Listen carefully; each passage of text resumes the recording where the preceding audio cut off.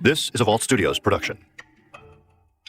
I'm Spencer Brudig. I'm Will Johnson. I'm Jessica Knoll. This show contains graphic material and is meant for mature audiences.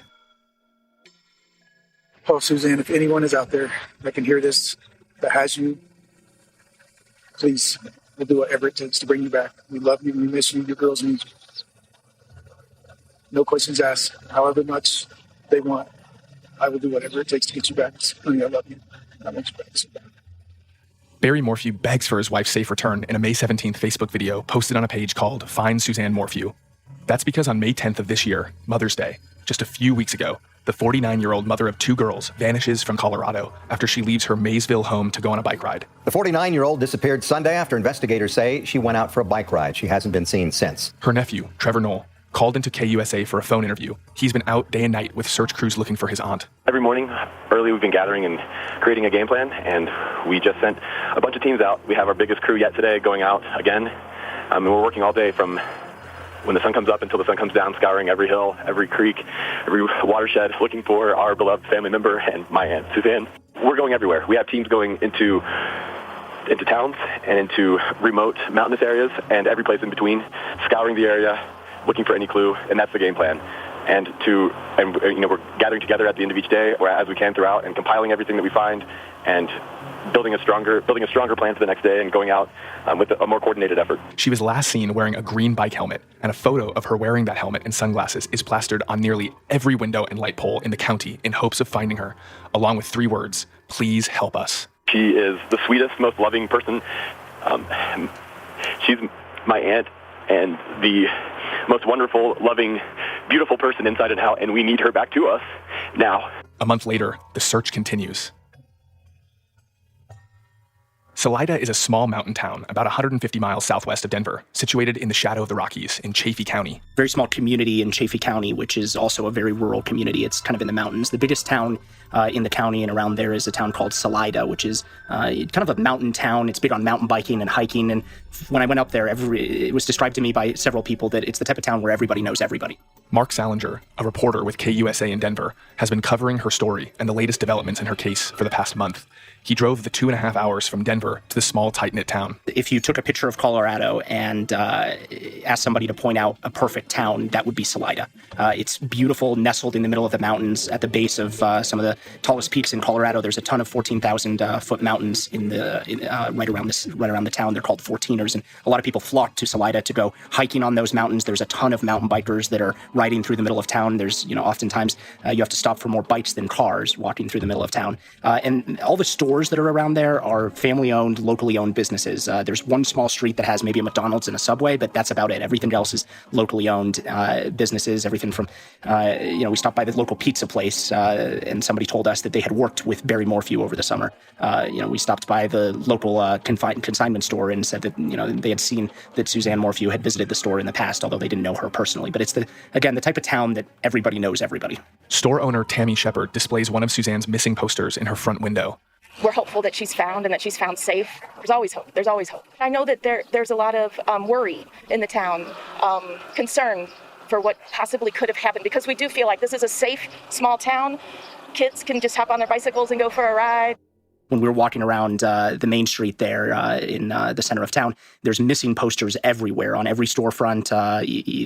This is very Colorado, but there was a marijuana dispensary that had a giant sign that said, "Have you seen Suzanne Morphew?" and her picture up there and the tip line number. So it's the type of town where everybody knows everybody. And the store owners, as we were talking to them in the center of town, had described Suzanne as somebody who came into their stores often. And even though many of them didn't know her personally, they knew her face, and they realized that they had seen her in their stores and around town often. So when she disappeared, it was the type of thing that affected their town a lot. I talked to kind of the town historian, the pseudo-historian, and he told me, this isn't the type of thing that usually happens there, which is, I guess, what you hear a lot in, cases like this that happen in small towns. You couldn't walk through the main part of Salida without seeing Suzanne Morphew's face. I mean, her missing posters are absolutely everywhere. They are on the storefronts of pizza restaurants, and, posters of her are at the local grocery store. I mean, her face is everywhere. And by now, everybody in Salida knows the name Suzanne Morphew, even if they haven't met her or even if they don't know her, they have seen her face.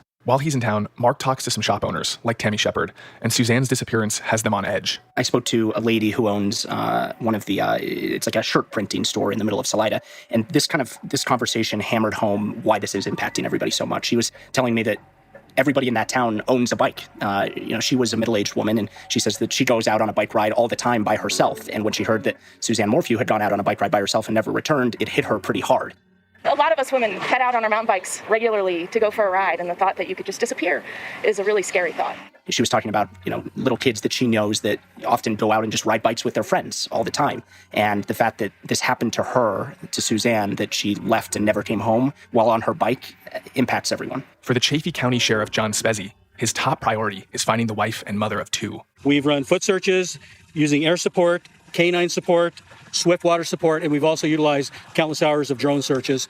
We've used well over 200 personnel and over 2,000 man-hours have gone into this search, but unfortunately we haven't found Suzanne yet, and as I stated before, that is our top priority. This large-scale search for Suzanne Morphew that now involves state, federal, and local law enforcement officers. In fact, the Colorado Bureau of Investigation and the FBI have searched several locations on a property in Salida to follow up on leads developed during the case, but were unable to make any new connections or develop any new leads. Police also seized the Morphew's house for about a week searching for clues, but if they found or collected anything from inside the family's home, they haven't said so. It took them a couple days to do whatever that they were going to do through it, and they then released it back to the family. What they haven't told us is if they found anything or if they collected any evidence from inside the home. They haven't even really told us what they were searching for or if they searched inside the home. The sheriff's office asked residents to hang onto all of their video footage from security and game cameras, as well as video doorbells between May 8th through 12th, in case they need it for their investigation. There aren't necessarily security cameras or traffic cameras that investigators might use to help solve a crime in a larger city. So they're turning to the public to ask the residents in Chaffee County to hold all of their security camera footage from May 8th to May 12th. And they say that's in case it can help with any investigation. They haven't said if they've asked anybody for any of their security camera or doorbell footage, but they are asking all the residents in the area to keep it. While her nephew did call into KUSA's morning show, no family members have spoken to the media on camera. But her husband, Barry, took to Facebook in a video, the one you listened to at the top of this episode. Mark describes the video. He was sitting down what looks like in the middle of the woods, and the biggest part for me was he says something along the lines of, "Oh, Suzanne, if anyone is out there that can hear this, that has you, please, we'll do whatever it takes to bring you back." Oh, Suzanne, if anyone is out there that can hear this, that has you, please, we'll do whatever it takes to bring you back. And then he ends the message by saying, "We love you, we miss you, your girls need you." So it's a plea, hoping that she is still alive, that if she is with someone or if she sees the video, that somebody will be able to bring her home. We love you, we miss you, your girls need you. No questions asked. However much they want, I will do whatever it takes to get you back. Honey, I love you, and I want you back so bad. Police have found something in their search for Suzanne. Police have said that they found a personal item belonging to Morphew when they were searching in the Maysville area shortly after her disappearance, though they haven't said what that personal item is. Yesterday afternoon, which is Thursday, in the area of County Road 225 and Highway 50, we did find items that we believe were personal items of Suzanne Morphew, and that launched a bigger search we had today, which included the full closure of U.S. Highway 50 on Monarch Pass. In that search, we used today well over 90 searchers that are well-trained individuals from both our local agencies as well as the FBI and CBI. We searched over 2.5 miles using grid patterns. Unfortunately, we found no other items in that area at this time. But because it is an ongoing open investigation, the sheriff will not reveal what those items are. There were rumors that maybe they had found her bike, and we've asked about that, but they have not been able to tell us whether or not that's true. There's been an extensive search going on now for almost a month, coming up on a month. Next week, and they really haven't released much information about what they found, if anything, or any information or any evidence that they found. They also searched in a lake, or a small lake near her house, and in those bodies of water, we've been told that they didn't find anything. Police have received hundreds of tips and are following up on each and every one of them, including a rescue dive team from a neighboring county searching water nearby, and the search of that property under construction in Salida.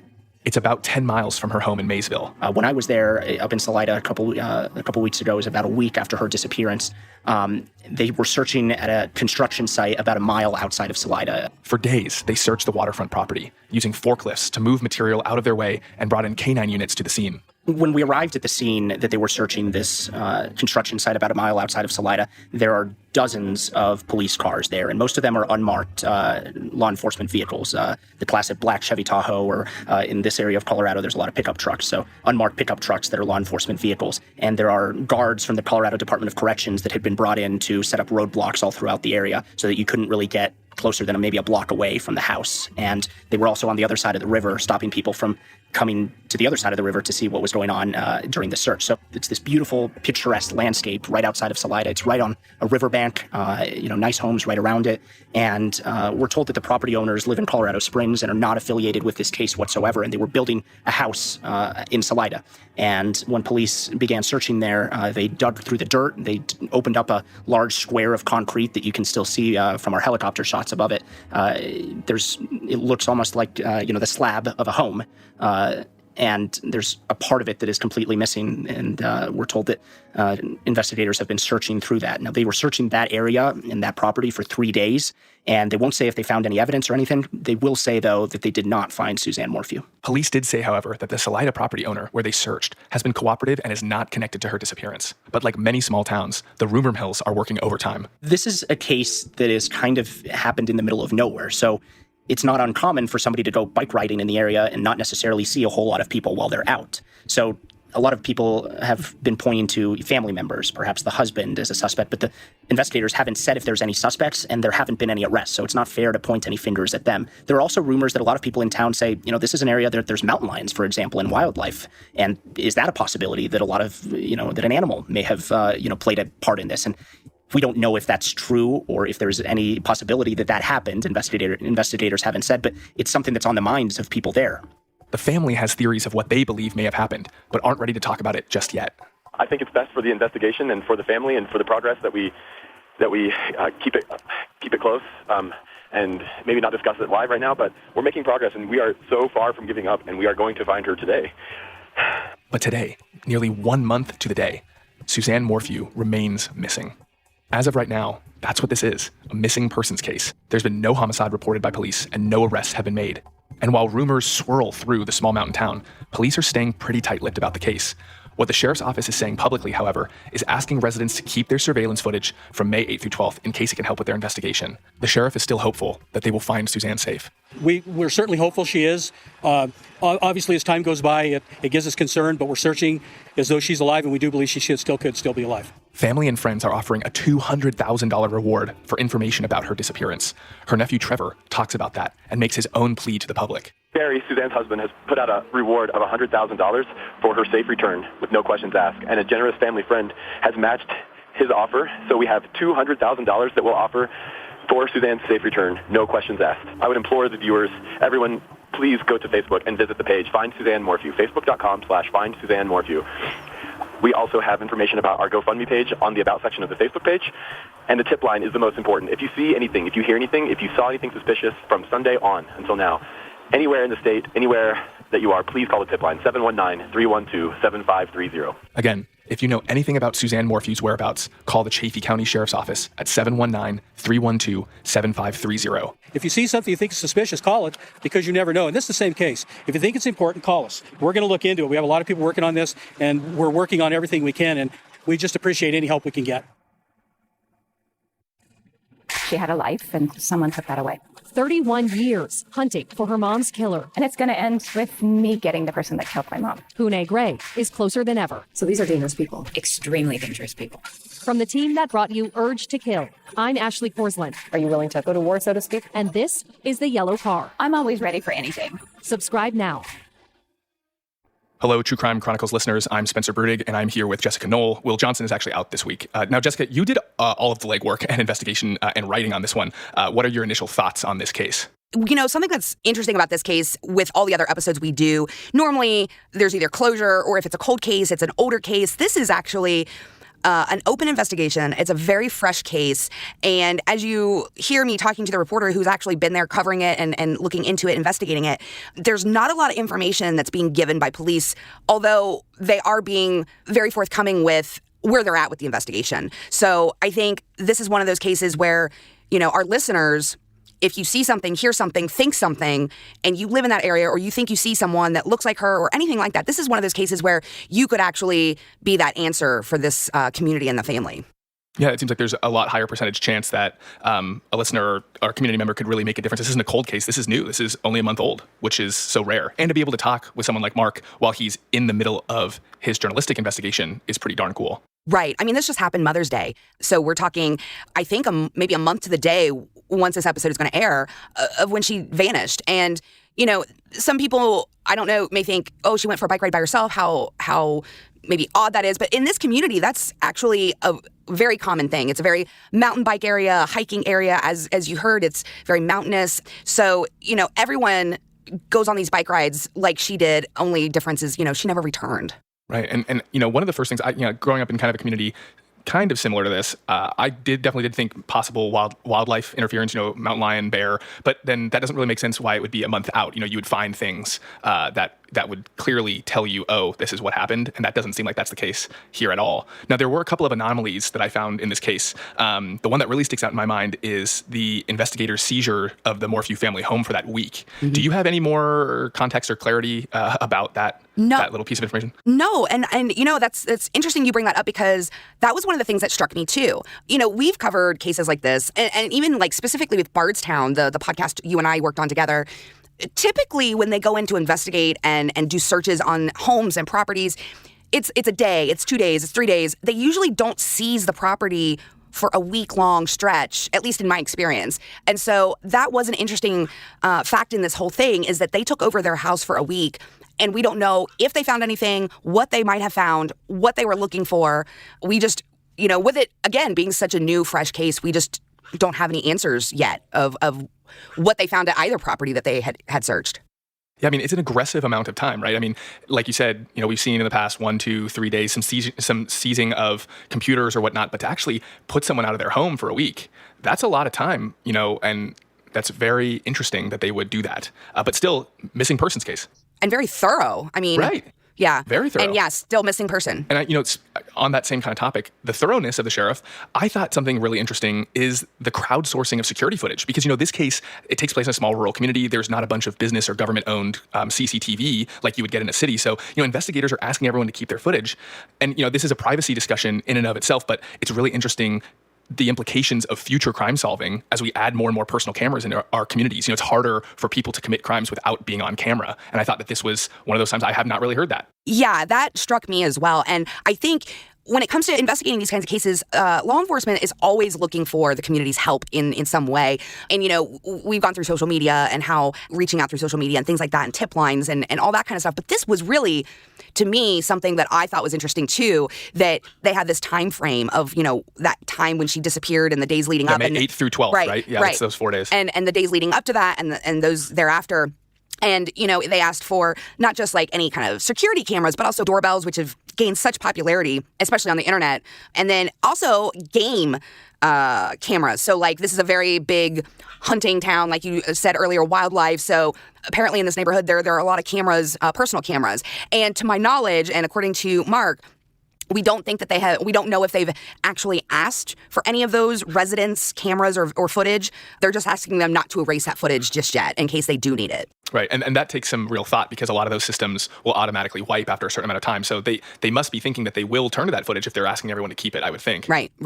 And then, you know, the last thing for me is, you know, we always try to give people the benefit of the doubt, and we know that people react differently to difficulty and trauma. But one of the things, again, that stuck out in my mind was Barry, Suzanne's husband, that he mentions in the plea video, like, that there's a ransom. Did Mark mention why that might be or provide any clarity into why he made that statement in his video plea? Not at all. He makes the comment, I think something along the lines of, you know, we'll pay any amount or something like that. And no, to my knowledge, there hasn't been a ransom. But that's not to say that there hasn't been, because like I said, and Mark says also in this episode, the sheriff is being very tight-lipped about what they give out to the public and what they hold close to the chest. And as you know, in reporting these stories, it's really important for them to keep certain facts and information that they uncover close to the chest or close to their vest, because you never know what tidbit of information is going to lead them to finding her. And so they don't want to jeopardize that at all. And I will say, you know, in the press conference, I watched the full press conference with the sheriff, and you hear him in this episode. And he does say that the husband, Barry, has been cooperative, and he hopes that it continues to go that way. Yeah. Well, great work on this episode. You brought it to us. And one plug for this is, if you like True Crime Chronicles, if you like this episode, please, go ahead and give us a like, give us a subscribe, tell your friends and family. We're really trying to grow our user base. And speaking of growing our user base, Jessica, where can people go to learn more about this case and other cases like it? We are all over social media. We're on Twitter, Instagram, Facebook. We also have a Facebook group called Inside the Crime Vault. You can go there, discuss this and other cases, tell us some cases you think we should be looking at, and make sure that you're going to the Facebook pages that we mentioned in this episode. And if you know anything, go to those pages, call the tip line, and let them know anything you can to help out. All right, Jessica, thank you so much. And to our listeners, we will see you next week with a new case and a new story.